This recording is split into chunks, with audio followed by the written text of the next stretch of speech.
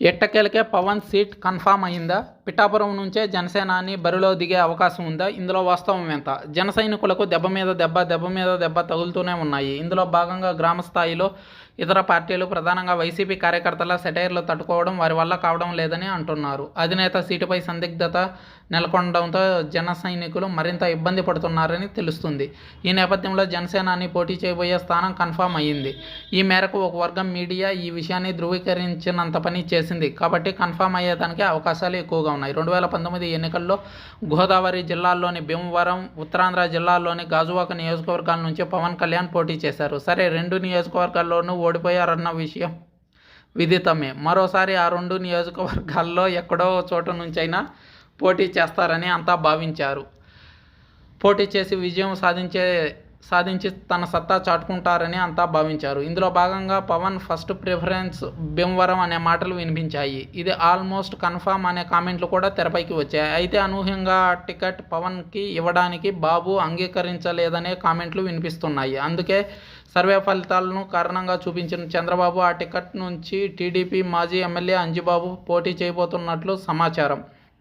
అయితే ఆ టికెట్ కూడా టీడీపీకి ఇస్తే ఇక జన సైనికుల రచ్చ మరింత పీక్స్కి చేరే అవకాశం ఉందని భావించిన బాబు అంజిబాబును 1-2 రోజుల్లో జనసేనలోకి పంపించి అక్కడి నుంచి పోటీకి నిలబెడతారని అంటున్నారు. ఈ స్థాయిలో పవన్ని బొమ్మన చేసి అటు టీడీపీని ఇటు జనసేనాని నడిపిస్తున్న చంద్రబాబు రాజకీయ చాణుక్యం అందుకు ఉదాహరణ.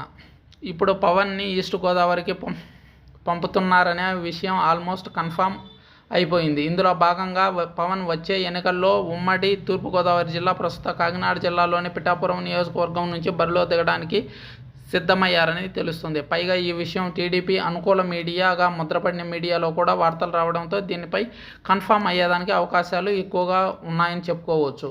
పైగా పిఠాపురం నుంచి పవన్ కళ్యాణ్ పోటీ చేస్తే తాను త్యాగానికి సిద్ధమని టీడీపీ మాజీ ఎమ్మెల్యే వర్మ ప్రకటించడంతో పార్టీలో కూడా ఇక తనకు సమస్య ఉండదని భావించి చంద్రబాబు ఈ నిర్ణయం తీసుకున్నారని తెలుస్తుంది. దీంతో పిఠాపురంలో పవన్ కళ్యాణ్ పోటీ అనే అంశం ఆల్మోస్ట్ కన్ఫామ్ అయినట్లుగా భావిస్తున్నారు. కాగా పిఠాపురం నియోజకవర్గంలో కాపు సామాజిక ఓట్లు సుమారు 91,000 వరకు ఉన్నాయని, ఫలితంగా పవన్ కళ్యాణ్ అక్కడి నుంచి పోటీ చేస్తే ఇక ఆయన గెలుపుకు తిరుగుండదని ఒక వర్గం మీడియా కథనాలు వండి వార్చేస్తుంది. అయితే 24 సీట్లు ప్రకటన అనంతరం కాపుల ఓట్లు అంతా వన్ సైడ్గా పడే అవకాశాలు ఆల్మోస్ట్ లేవనే కామెంట్లు తెరపైకి వస్తున్నాయి. పైగా ఇక్కడ తేడా వస్తే ఆ ప్రభావం కాకినాడ లోక్సభ స్థానం మీద కూడా పడే ప్రమాదం లేకపోలేదని చెబుతున్నారు.